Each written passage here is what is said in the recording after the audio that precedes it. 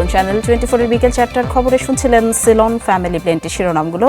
আপনাদের সাথে আমি ফারজানা নিশি আছি। জুলাই শহীদদের স্মরণে প্রথম প্রহরে কেন্দ্রীয় শহীদ মিনারে জাতীয় সঙ্গীত পরিবেশন এবং মোমবাতি প্রজ্বালন কর্মসূচি পালন করেছে ছাত্রদল। এ সময় প্রধানমন্ত্রীর রাজনৈতিক উপদেষ্টা রুহুল কবির রিজভী বলেন, জুলাইয়ের শহীদদের আত্মত্যাগ বাংলাদেশের গণতান্ত্রিক আন্দোলনের ইতিহাসে চিরস্মরণীয় হয়ে থাকবে।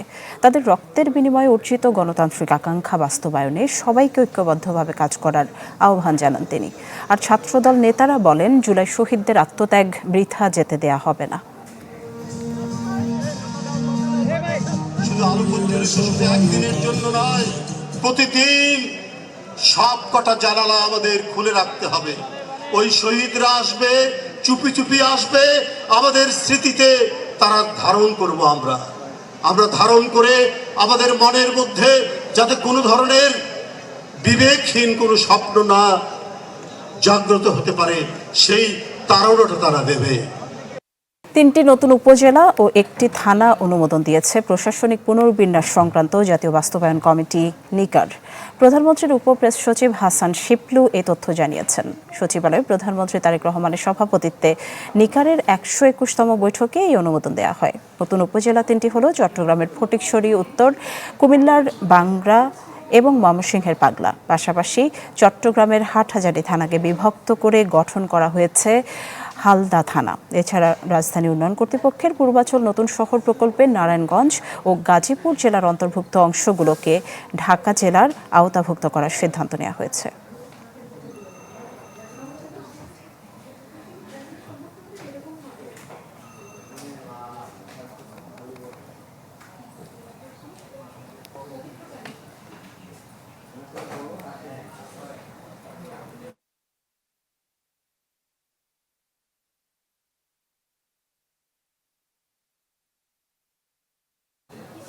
ছায়া মন্ত্রিসভা গঠন করেছে বিরোধী দল জামাত ইসলামী। জাতীয় সংসদের এলডি হলে ব্রিফিংয়ে এই তথ্য জানান দলটির আমির ডাক্তার শফিকুর রহমান।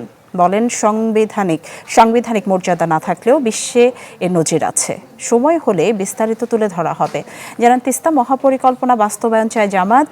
দেশের অভ্যন্তরীণ বিষয়ে কেউ হস্তক্ষেপ করবে না বলে আশা তার। বাজেটের সঠিক বাস্তবায়ন এবং সংস্কার নিশ্চিত না হলে দেশের মানুষ সুফল পাবে না বলে মনে করেন ডাক্তার শফিকুর রহমান। এর আগে রাজধানীর শেওড়াপাড়ায় ডেঙ্গু প্রতিরোধ এবং পরিচ্ছন্নতা অভিযানে অংশ নেন তিনি।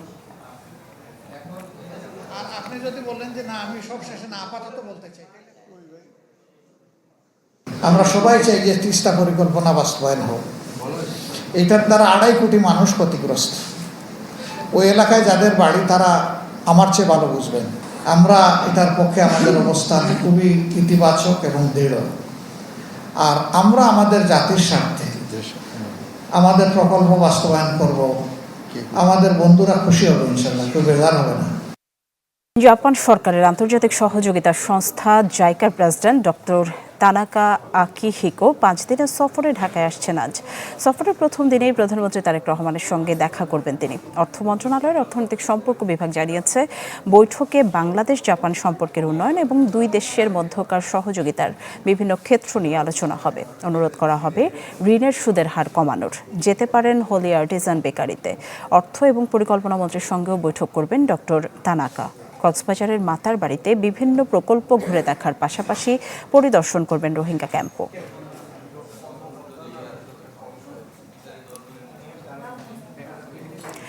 এসএসসি ও সমমান পরীক্ষায় শাস্তিযোগ্য অপরাধ করে কেউ পার পাবে না। সামাজিক যোগাযোগ মাধ্যম ব্যবহার করে বিভ্রান্তি ছড়ালে নেওয়া হবে কঠোর ব্যবস্থা। কাল থেকে শুরু হতে যাওয়া পরীক্ষা নিয়ে সংবাদ সম্মেলনে এসব কথা বলেন শিক্ষামন্ত্রী আনম এহসানুল হক মিলন। জানান, যে কোনো দুর্যোগ প্রশ্নপত্র ফাঁসের সম্ভাবনা মাথায় রেখে 3 সেট প্রশ্ন রাখা হয়েছে। নিরাপত্তার দায়িত্বে থাকা ব্যক্তিদের কাছে থাকবে বডি ওন ক্যামেরা। এখন থেকে শিক্ষামন্ত্রী বলেন, কোচিং সেন্টার খুলতে অনুমতি নিতে হবে সরকারের। এ সময় প্রধানমন্ত্রী শিক্ষা উপদেষ্টা ডক্টর মাহাদি আমিন জানান, কারিগরি এবং ভোকেশনাল শিক্ষা বাধ্যতামূলক করার পরিকল্পনা আছে প্রধানমন্ত্রীর। এবার সবচেয়ে বড় সংযোজন হচ্ছে 1980 পাবলিক পরীক্ষা অ্যাক্ট।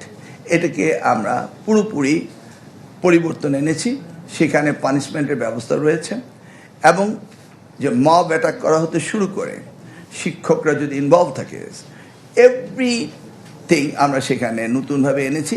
অঞ্চলে নদ নদীর পানি কমলেও অব্যাহত রয়েছে ভাঙন। গাইবান্ধায় গেল এক সপ্তাহে কয়েকশো ঘরবাড়ি সহ বিলীন হয়েছে ফসলি জমি। চরাঞ্চলে গবাদি পশুর খাবার সংকটে বিপাকে মানুষ। কুড়িগ্রামের দুধকুমার নদের পানি বিপদসীমার 24 সেন্টিমিটার নিচে প্রবাহিত হচ্ছে।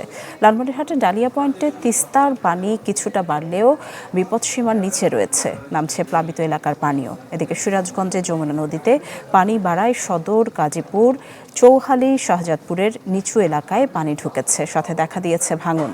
যদিও বন্যার শঙ্কা নেই বলে জানিয়েছে পানি উন্নয়ন বোর্ড। রাজধানীর পূর্বাঞ্চলে বড়কাও পুলিশ ক্যাম্প চালু হয়েছে। সকালের উদ্বোধন করেন আইজিপি মোহাম্মদ আলী হোসেন ফকির। এ সময় তিনি জানান, পূর্বাঞ্চলে আইনশৃঙ্খলা জোরদারে ডিএমপির আওতায় 4টি থানা, 6টি তদন্ত কেন্দ্র, 2টি পুলিশ লাইন্স, 3টি ডিসি অফিস, 41টি পুলিশ বক্স স্থাপনের কার্যক্রম চলছে। এরই মধ্যে 29.21 একর জমি বরাদ্দ প্রক্রিয়াধীন আছে। বলেন, পূর্বাঞ্চলকে আনা হবে ডিএমপির আওতায়। নেতৃত্বে থাকবেন একজন অতিরিক্ত পুলিশ কমিশনার। রিজার্ভ চুরি, এস আলমের অর্থ লোপাট সহ বিভিন্ন দুর্নীতিতে সহায়তার অভিযোগে সাবেক গভর্নর ডক্টর আতিউর রহমান সহ আরও 2 কর্মকর্তার তথ্য চেয়ে বাংলাদেশ ব্যাংককে চিঠি দিয়েছে দুর্নীতি দমন কমিশন। এক প্রেস ব্রিফিংয়ে দুদকের সহকারী পরিচালক তানভীর হোসেন এ তথ্য জানান। রিজার্ভ চুরি, হলমার্ক জালিয়াতি, এস আলম গ্রুপের ঋণ জালিয়াতি সহ ব্যাংকে ঋণ জালিয়াতির সুযোগ নিয়ে বিগত 15 বছরে ব্যাংক খাতকে ধ্বংস করার একটি অভিযোগ অনুসন্ধানরত রয়েছে। এই সুষ্ঠু অনুসন্ধানের স্বার্থে অনুসন্ধানকারী কর্মকর্তা বাংলাদেশ ব্যাংক থেকে তথ্যপাত্র চেয়ে একটি পত্র প্রেরণ করেছেন। এবার আন্তর্জাতিক প্রসঙ্গ। ভেনেজুয়েলায় ভূমিকম্পের 6 দিন পর ধ্বংসস্তূপের নিচ থেকে 3 বছর বয়সী এক শিশুকে জীবিত উদ্ধার করা হয়েছে। লা গুয়ারা এলাকার একটি ভবন থেকে শিশুটিকে উদ্ধার করে জর্ডান থেকে আসা উদ্ধারকারী দল। 2 দফায় হওয়া শক্তিশালী ভূমিকম্পে এই পর্যন্ত নিহত হয়েছেন 1943 জন। আহত 10,000-এর বেশি মানুষ। নিখোঁজ রয়েছেন অসংখ্য। তাদের খোঁজে প্রতিদিনই ধ্বংসস্তূপের কাছে অপেক্ষা করছেন স্বজনরা। হাসপাতালগুলোতে অতিরিক্ত রোগীর চাপে স্বাস্থ্যসেবা ভেঙে পড়ার মুখে। ভূমিকম্পে ক্ষতিগ্রস্ত হয়েছে প্রায় 59,000 ভবন। জাতিসংঘের শরণার্থী সংস্থা UNHCR বলছে, আগামী 6 মাসে ক্ষতিগ্রস্ত 30,000 মানুষের সুরক্ষা, জরুরি ত্রাণ সামগ্রী এবং অস্থায়ী আশ্রয় সহায়তার জন্য প্রয়োজন $1,50,00,000 দর্শক, এই ছিল বিকেল 4টার খবরে। এতক্ষণ সাথে থাকার জন্য সবাইকে ধন্যবাদ।